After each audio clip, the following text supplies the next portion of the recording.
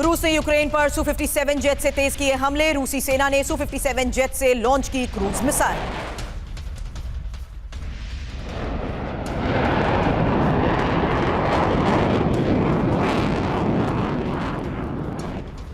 डोनेत्स्क में रूसी लड़ाकों का यूक्रेन के सशस्त्र बलों पर बड़ा हमला हुआ। धमाके के साथ नष्ट किए कई उपकरण।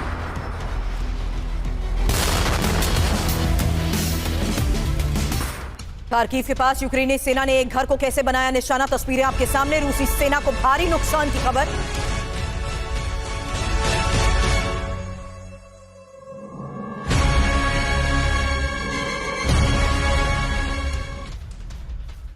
मारिंस्की में रूसी सेना का यूक्रेनी ठिकाने पर बड़ा हमला। यूक्रेनी सैनिकों ने ड्रोन से हमला किया। धमाके के साथ तबाह हो गए यूक्रेनी सैन्य उपकरण। और डोनेत्स्क में आगे बढ़ रही रूसी सेना को कैसे रोका गया, देखिए यूक्रेनी पैरा ट्रूपर्स का रूसी सेना पर वार।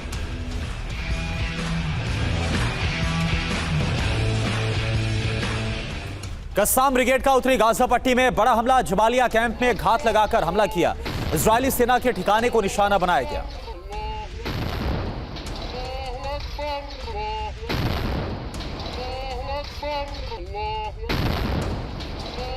इजरायली लड़ाकू विमानों की ताबड़तोड़ बमबारी की भी तस्वीरें आई सामने, जहां पूर्वी लेबनान के बाहरी इलाके में स्ट्राइक की ये तस्वीर। ताबड़तोड़ हमलों से दहल उठा पूरा इलाका।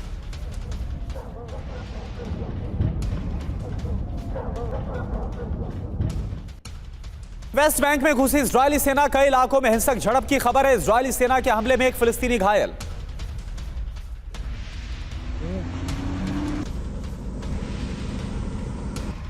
और इजरायली सेना का दावा, लड़ाकू विमानों ने हिजबुल्लाह के ठिकानों में मचाई तबाही। रॉकेट लॉन्चर स्टेशन को बनाया निशाना।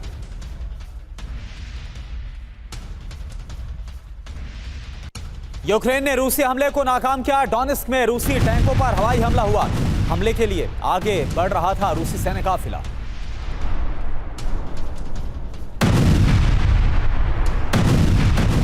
रूस और यूक्रेन के बीच चल रही भीषण जंग के बीच पुतिन बीजिंग पहुंच चुके हैं और बड़ा सवाल, शी पुतिन मंत्रणा, महायुद्ध की घोषणा। नमस्कार, आपके साथ मैं हूं सुरभि शर्मा, मेरे साथ है मेरे सहयोगी करुणा शंकर। इस फ्रंट से, वॉर फ्रंट से आ रही बड़ी खबर का लेटेस्ट अपडेट तो होगा आपके सामने। वहीं आपको बता दें, अब 5वीं बार राष्ट्रपति पद की शपथ लेने के बाद पुतिन पहली बार विदेश यात्रा पर निकले हैं। बड़ी खबरें हमारे पास है। अपनी पहली विदेश यात्रा के लिए चीन को आखिर पुतिन ने क्यों चुना, ये बड़ा सवाल। और इस वक्त बीजिंग में शी जिनपिंग और पुतिन के बीच अहम मुलाकात चल रही है, जिस पर होगा लेटेस्ट अपडेट। बिल्कुल, और लेकिन ये मुलाकात बेहद अहम है। इस पर अमेरिका से लेकर यूरोप तक की नजर है, क्योंकि आशंका इस बात की है कि पुतिन बीजिंग से कुछ बड़ा ऐलान कर सकते हैं, जिससे विश्व में महायुद्ध की चिंगारी भड़क सकती है। इसलिए आपको व्लादिमीर पुतिन और शी जिनपिंग की मुलाकात के मायने समझाएंगे। बीजिंग से आ रहे हर अपडेट आप तक पहुंचाएंगे। लेकिन इन सभी के बीच रूसी सेना ने यूक्रेन में बारूदी वर्षा कर दी है। जमीन और आसमान से एक साथ हमला बोला गया है। पहली बड़ी खबर, जहां बीजिंग में पुतिन के भव्य स्वागत की तस्वीर होगी अब आपके सामने। आपको बता दें, 2 दिन का दौरा और 2 दिन के दौरे पर बीजिंग पहुंचे पुतिन की ये तस्वीर देखिए। जिनपिंग से आर्थिक, राजनीतिक और सैन्य मुद्दों पर बातचीत को लेकर खबर बड़ी है। यूक्रेन युद्ध पर दोनों के बीच चर्चा और 5वीं शपथ के बाद पुतिन का ये पहला विदेश दौरा, और उसी पहले विदेश दौरे के पहले दिन की ये तस्वीर आपके सामने, जहां देखिए किस तरीके से शी जिनपिंग ने पुतिन का किया जोरदार स्वागत। ये अब से कुछ देर पहले की तस्वीर आपके सामने है, जहां बीजिंग में मीटिंग से पहले किस तरीके से पुतिन का स्वागत हुआ, वो तस्वीर।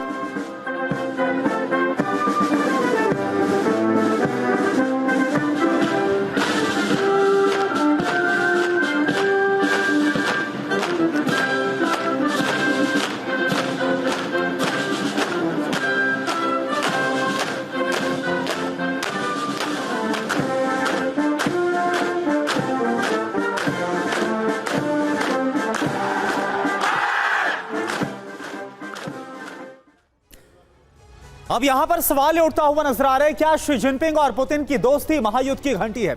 आप समझिए इसको जरा। 7 महीने में क्या हुआ है? व्लादिमीर पुतिन की दूसरी बार यह चीन यात्रा है। 7 मई को शपथ के बाद पहली विदेश यात्रा पर निकले हैं पुतिन, और कहां पर गए हैं? चीन। दोनों देशों के राजनयिक संबंधों की 7वीं सालगिरह भी है। 5 महीने क्या है, 5 महीने आप जरा समझिए, यूक्रेन युद्ध के बीच दुनिया को ताकत दिखाना यह अपने आप में दिखता है साफ तौर पर। नाटो अमेरिका को एकजुटता का संदेश देना, पश्चिमी देशों के खिलाफ नया मोर्चा बनाना, नया वर्ल्ड ऑर्डर बनाने की कोशिश दोनों देशों की नजर आती है। और इसके अलावा यूक्रेन युद्ध को अंजाम तक पहुंचाने का संदेश भी दोनों देश देते हुए नजर आ रहे हैं। अब आपको हम बीजिंग की 3 तस्वीरें एक साथ दिखाएंगे, जहां पहली तस्वीर उस वक्त की जब पुतिन 2 दिन के चीन दौरे पर बीजिंग पहुंचे हैं और बीजिंग एयरपोर्ट पर पुतिन का किस तरीके से स्वागत हुआ, यह पहली तस्वीर। दूसरी तस्वीर पुतिन की औपचारिक स्वागत की आपके सामने है, जहां पुतिन को चीन की सेना ने रेड कार्पेट बिछाकर स्वागत किया है, गार्ड ऑफ ऑनर दिया गया।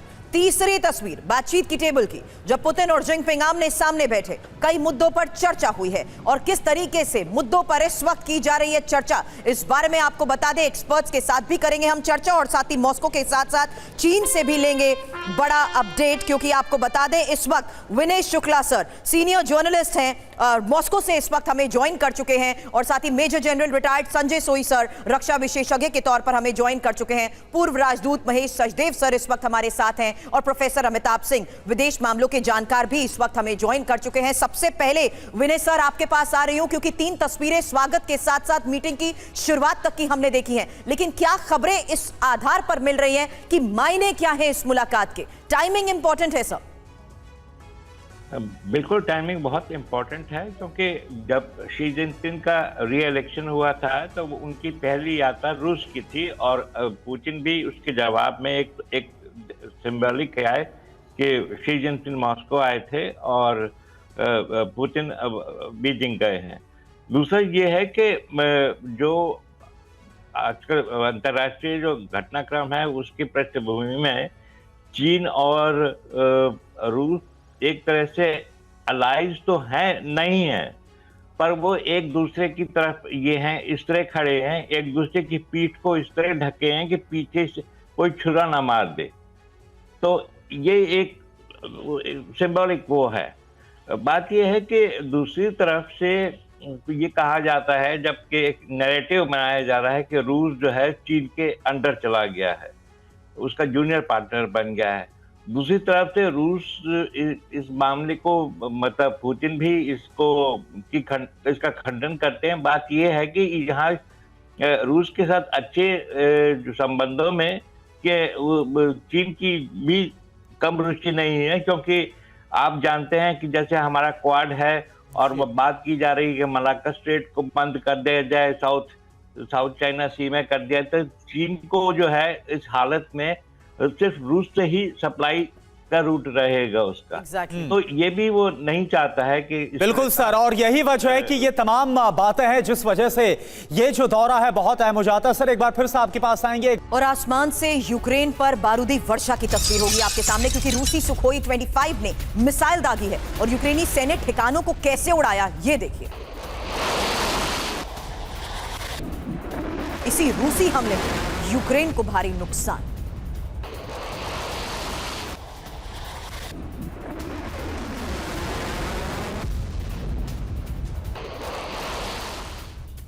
और देखिए इस मुलाकात को लेकर एक और बड़ी खबर, बीजिंग में पुतिन और जिनपिंग की मुलाकात हुई है। बैठक के दौरान पुतिन ने चीन की तारीफ की है। चीन और रूस के संबंध अवसरवादी नहीं है, यह भी व्लादिमीर पुतिन की तरफ से कहा गया। दोनों देशों के आर्थिक विकास पर बात हुई है, यह पुतिन की तरफ से कहा गया। दोनों देशों के बीच व्यापार बढ़ाने पर भी बात हुई है।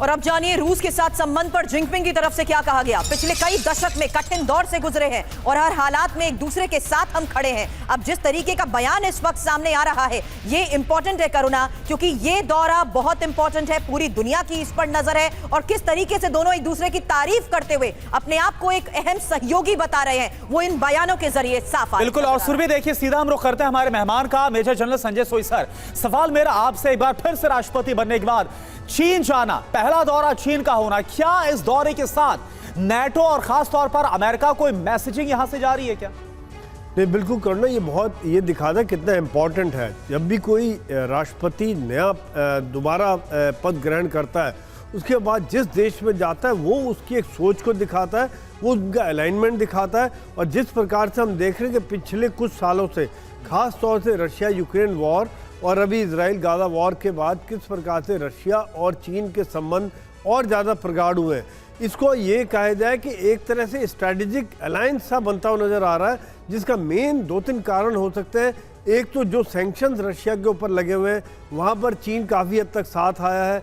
दूसरा ये है कि क्या वो नेटो कंट्रीज और अमेरिका ने ही एक तरह से चीन के साथ कड़वाहट और रशिया के साथ कड़वाहट, दोनों के साथ जो कड़वाहट है इन पश्चिमी देशों की, वो ही इन दोनों देशों को पास में लाए हैं। और दोनों देश ये समझ रहे हैं कि ये आपस में मिलकर किस प्रकार से दोनों मदद करके इसका सामना कर सकते हैं, मल्टीपोलर वर्ल्ड की तरफ बढ़ सकते हैं, पश्चिम की जो प्रभुत्ता है उसको ख़त्म किया जा सकता है। जिसमें देखा जाए चीन ने सैंक्शन के बाद भी उनसे तेल लिया है और इनके आपस में संबंध बढ़ते रहे हैं। मीटिंग अभी शी जिनपिंग रशिया गए थे, अभी उसके वापसी में ये वहाँ पर आए और कई क्षेत्रों पर इकोनॉमिक, स्ट्रेटेजिक और जो आर्थिक क्षेत्रों पर, इन क्षेत्रों पर बातचीत होने की संभावना है। इन दोनों के बढ़ते सहयोग पर दुनिया की तो नजर है, लेकिन जिस तरीके से चीन की तारीफ की है, क्या ये अमेरिका को एक संदेश है? इस पर भी करूंगी सवाल। उससे पहले इंफॉर्मेशन वॉल का रुख करते हुए आपको बताते हैं कि पुतिन की तरफ से क्या कहा गया। पुतिन ने कहा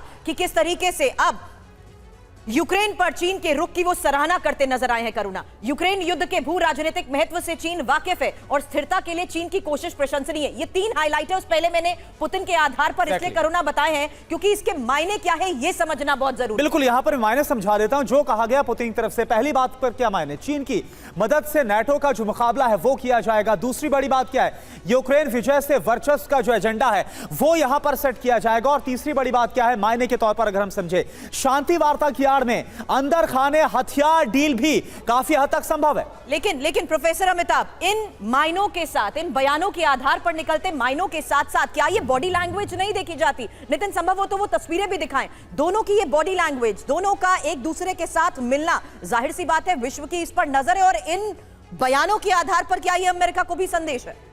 देखिए, शी जिनपिंग और पुतिन 14वीं बार आज मिल रहे हैं। तो जाहिर है इनकी दोस्ती हो गई होगी, एक बॉडी लैंग्वेज उस टाइप का अंडरस्टैंडिंग हो गया होगा। लेकिन ये बहुत ध्यान रखने की बात है कि ये दोनों मिलकर एक एंटी अमेरिका फ्रंट बना रहे हैं। आपने देखा होगा शी जिनपिंग अभी यूरोप गए थे। यूरोप में वो किससे मिले थे? फ्रांस, जो अमेरिका का विरोध करता है या एक तरह से एक विरोधी है। हंगरी गए और सर्बिया गए। ये तीनों राज्य जो हैं वो अमेरिकन डोमिनेंस के खिलाफ हैं। और इसी के साथ अभी कुछ दिनों पहले, 3 दिन पहले, बाइडेन साहब ने $18 बिलियन का सैंक्शंस लगाया, यानी ट्रेड जो 18 बिलियन का होता था उस पर रोक लगाई। ये चाहते हैं किसी भी तरह से ये जो चीन और रूस की जो जोड़ी बन रही है उसको किसी तरह से ख़त्म किया जाए और जहां तक संभव हो चीन को इस स्थिति में ले आए वो कि वो उनसे बात करने के लिए तैयार हो। और चीन ये बहुत अच्छी तरह जानता है कि वो अगर इस तरह करता है तो वो अमेरिका के खेल में एक इन्वॉल्व हो जाएगा, जो वो चाहता नहीं है। ठीक है, बिल्कुल, और ये स्ट्रेटजी साफ तौर पर नजर आती है। और देखिए, इस बीच एक और बड़ी खबर आपको बता दें, आपको तेजी के साथ बदल रहे पूरे घटनाक्रम की 3 तस्वीरें दिखाते हैं। पहली जो तस्वीर आप देख पा रहे हैं वो 7 मई की, जब पुतिन ने 5वीं बार रूस के राष्ट्रपति के तौर पर शपथ ली थी। और उसके बाद 9 मई को रूस ने अपना विजय दिवस मनाया। अब 5वीं बार शपथ लेने के बाद पुतिन बीजिंग की यात्रा पर है। 2 दिन का स्टेट विजिट है ये, जहां पर उनकी चीन के राष्ट्रपति शी जिनपिंग से कई मुद्दों पर बात हो रही है। लेकिन बीजिंग में चल रही सबसे बड़ी मुलाकात पर अमेरिका समेत पश्चिमी देशों में काफी ज्यादा तनाव साफ तौर पर नजर आ रहा है। ये 3 तस्वीरें काफी ज्यादा है। मैं 7 मई जहां पर शपथ ली थी 5वीं बार राष्ट्रपति के तौर पर, और ज्यादा ताकतवर और ज्यादा शक्तिशाली होकर उभरे थे। अब चीन दौरे पर प्रेसिडेंट पुतिन की तरफ से क्या क्या कहा जा रहा है ये भी जान लीजिए, क्योंकि हितों को ध्यान में रखकर बातचीत की बात कही गई। हर देश के हितों का ध्यान रखा जाएगा। ये बड़ी बातें इस वक्त पुतिन के बयान के आधार पर सामने आ रही हैं। जहां देखिए, इस दौरे के दौरान ये बयान भी बहुत बड़ा संकेत होते हैं। करुणा, बिल्कुल, और देखिए बीजिंग में पुतिन बातचीत का जो एजेंडा है वो क्या रहने वाला है, इस पर हम नजर डाल लेते हैं और सीधा ग्राफिक्स का रुख करते हैं, आपको ज्यादा बेहतर तरीके से समझ में आएगा। पहली बात क्या है, रूस यूक्रेन युद्ध 800 दिनों से चल रहा है। गाजा युद्ध 223 दिनों से इस वक्त चल रहा है। और इजराइल ईरान युद्ध की बात करें तो 14 मार्च से दोनों के बीच में क्या हालात है सब जानते हैं। हालांकि जिस वॉर फ्रंट्स की लगातार हम बात कर रहे हैं, टारगेट क्या है ये भी जान लीजिए, क्योंकि सामरिक और आर्थिक मदद पाना, साथ ही तीनों युद्ध में चीन पर्दे के पीछे जिस तरीके से सक्रिय नजर आ रहा है, इस पर सचदेव सर आपसे मैं सवाल करूंगी, क्योंकि रूस, ईरान और फिलिस्तीन के समर्थन को देखते हुए भी ये बड़ी बातें अभी तक कोरोना सामने आई हैं। और इस पर सवाल करने से पहले इंफॉर्मेशन वॉल पर और डिटेल कि आखिर जिनपिंग और पुतिन की इस दोस्ती की कोरोना वजह है क्या? बिल्कुल, ये सारी वजह एक एक करके हम यहां पर पॉइंटर्स के जरिए आपको दिखा रहे हैं। यूक्रेन के साथ अमेरिका समेत पश्चिमी देश, उनको साधना है। दूसरी बड़ी वजह क्या है? पश्चिम के खिलाफ गठबंधन बनाने की बीजिंग और जो मॉस्को है उसकी साफ कोशिश नजर आ रही है। चीन, ईरान, नॉर्थ कोरिया से दोस्ती और गठबंधन को लेकर भी बड़े संकेत यहां मिलते नजर आ रहे हैं। और यूक्रेन युद्ध में चीन से हथियार की मदद, यानी वॉर टाइम नीड्स को जिस तरीके से अभी तक चीन पूरा करता आया है,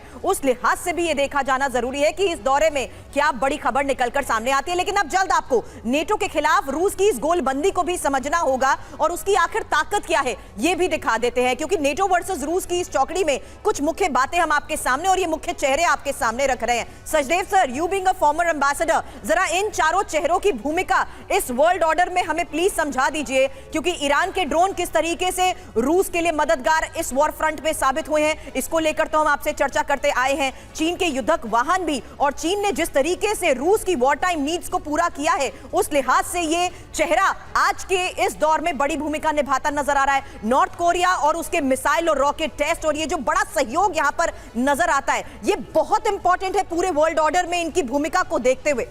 सचदेव सर जी, आपने सही कहा। और इसमें राजनीतिक तौर पर या भू राजनीतिक तौर पर जो पूरक चीज़ें हो रही हैं उनके बारे में भी बात करने की ज़रूरत है।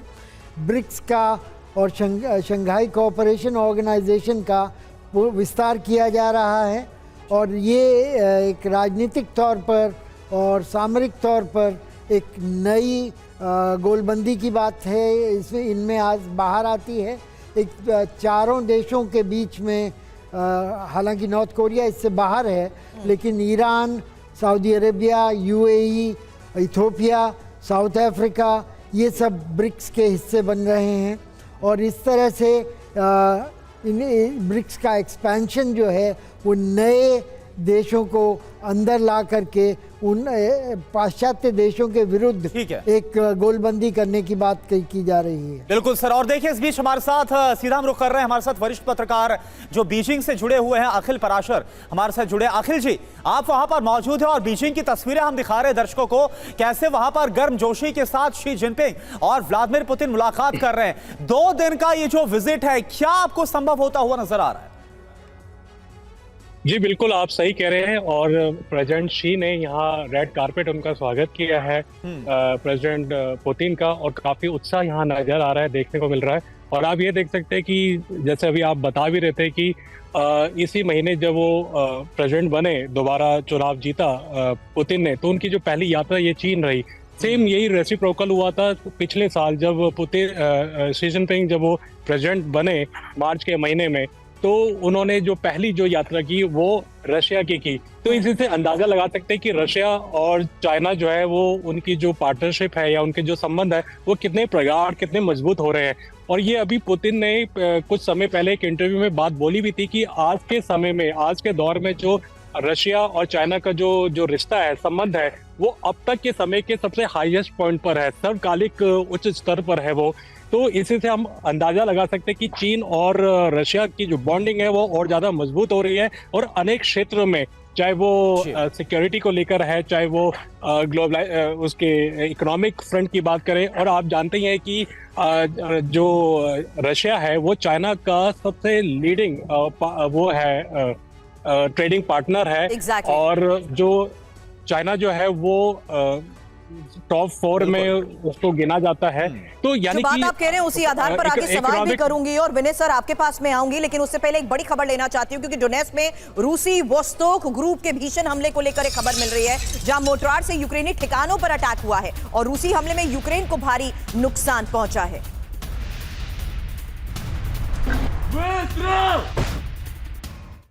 और देखिए, इस बीच यूक्रेन के खार्किव से बड़ी खबर है, जहां पर खार्किव में रूस यूक्रेन के बीच भीषण जंग इस वक्त देखने को मिल रही है। यूक्रेनी सेना ने रूसी फौज पर हमला किया। यूक्रेनी सेना ने रूसी सैन्य ठिकाने को उड़ाया। यूक्रेनी हमले में रूस के कुछ जवानों की मौत की खबर आ रही है। तो खार्किव की जो डिफेंस लाइन जिसको ब्रेक किया गया रूस की तरफ से, उसके बाद ये तस्वीर आपके सामने। बीजिंग में पुतिन और शी एक साथ है, ज़ेलेंस्की को क्या बारूदी आघात मिलने वाला है, ये पॉइंटर्स आपके सामने रखते हैं एक एक करके। जून में दरअसल स्विट्जरलैंड में शांति सम्मेलन हुआ, ज़ेलेंस्की की अपील पर यह सम्मेलन हुआ, 120 देशों को इसमें न्योता मिला था। हालांकि चीन को भी बुलाया गया है इसमें और रूस को न्योता नहीं है। यूक्रेनी जंग में शांति की यहां पर बात होगी और कल मुझे याद है professor Amitabh, loud and clear में हमने ये चर्चा भी की थी कि जून में होने वाले इस सम्मेलन में आखिर चीन का क्या रुख रहता है, इस पर राष्ट्रपति पुतिन की भी नजर है। अब यूक्रेन के शांति सम्मेलन में चीन शामिल नहीं होगा, यह साफ कर दिया गया है पुतिन की करीबी की तरफ से कि पुतिन की बीजिंग यात्रा के वक्त और चीन का यह इंकार जो सामने नजर आ रहा है, यह जाहिर सी बात है एक बहुत बड़ा मैसेज भी है और रूस के बिना यूक्रेन युद्ध पर चर्चा के मायने ही नहीं है, ये बात भी वो कह रहे हैं। लेकिन विनय सर, एक क्विक रिएक्शन आपसे चाहूंगी क्योंकि ये समझाइए कि यूरोप दौरे के बाद इन दोनों की मुलाकात के मायने किस तरीके से इंपॉर्टेंट हो जाते हैं। रूस के ऊपर यूक्रेन इन्वेजन के दौरान लगे सैंक्शंस के बाद क्या चाइना अपने आप को एक ऑल्टरनेट के तौर पर देख रहा है यहां पर ट्रेड और एनर्जी के लिहाज से? क्या यूरोप से कोई संदेश लेकर शी जिनपिंग आए हैं जो आज की इस टेबल पर वार्ता का विषय हो सकते हैं? बात यह है कि चाइना जो है बिहाइंड द सीन डिप्लोमेसी काफ़ी एक्टिव कर रहा है और जहां तक मुझे लगता है कि राष्ट्रपति मैक्रोन से उनकी जो बातचीत हुई है उसमें कुछ निकल कर आया है। चीन ने शायद वहाँ स्पष्ट कर दिया है कि वो नहीं शामिल होगा अगर रूस को नहीं बुलाया गया। और पेरिस में वो यूरोपियन यूनियन की उनसे भी मुलाकात हुई, उनसे भी मुलाकात हुई थी। पर और मुझे लगता है कि चीन कुछ कर रहा है क्योंकि इधर मॉस्को में कहा जा रहा है कि चीन के कुछ सुझाव जो हैं वो बड़े सक्रिय सकारात्मक हैं और उन पर विचार किया जा सकता है। और रूस जो है मेरे ख्याल से इस मामले को आगे और बढ़ाएगा। और तो यहाँ भी कहा जा रहा है कि उसको खत्म किया जा सकता है युद्ध को, पर वो चाहते हैं कि 20 मई से पहले हो कोई अगर समझौता हो, पर टाइम तो बहुत कम रह गया है। एग्जैक्टली बिल्कुल सर। तो और ये जो 20 मई की तारीख है बेहद करीब है और ऐसे में जो हालात बनते हुए नजर आ रहे, कम से कम अभी किस तरह से हालात शांति की तरफ बढ़ेंगे ऐसा होता हुआ नजर नहीं आ रहा है। इस बीच एक और बड़ी खबर का सर रुख कर रहे हैं। मेरिन्स्की में रूस का ड्रोन हमला हुआ है, यूक्रेन सैन्य वाहन को उड़ाया गया। रूसी हमले में यूक्रेनी सेना को भारी नुकसान की खबर है।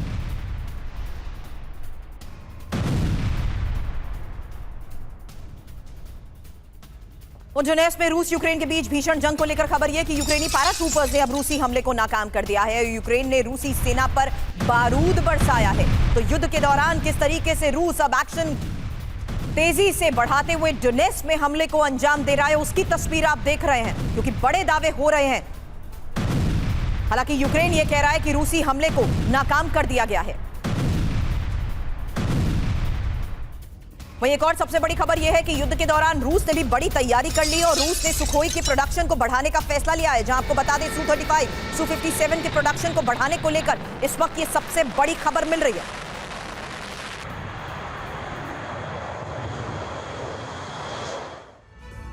तो चीन में है प्रेसिडेंट व्लादिमीर पुतिन, यूक्रेन में सुखोई से होगा संहार। क्या पूरी रणनीति नजर आ रही है आप समझिए। रूस ने सुखोई 35 का प्रोडक्शन बढ़ा दिया है, तेजी के साथ 200 सुखोई 35 बना रहा है रूस। सुखोई 35 4++ जनरेशन फाइटर जेट है। सुखोई 35 ग्राउंड और एयर ट्रायल में काफी कामयाब है। सुखोई 35 के नए बैच से एयरफोर्स काफी आधुनिक होगा। रूस ने सुखोई 57 का प्रोडक्शन भी डबल कर दिया है। संजय सोई सर, मेरा सवाल आपसे, आप देखिए खार्किव की जो डिफेंस लाइन है, जैसे रूस ने उसको ब्रेक किया, इसके बाद कल वोलोदिमीर ज़ेलेंस्की ये बोलते हैं कि अब वो कहीं पर भी तमाम जो उनके इंटरनेशनल दौरे उन सबको कैंसिल कर दिया गया। लेकिन व्लादिमीर पुतिन इसके उल्टा चीन जा पहुंचे, वहां का वो विजिट कर रहे हैं। क्या आपको रणनीति बनती हुई नजर आ रही है? क्या आपको होता हुआ नजर आ रहा है?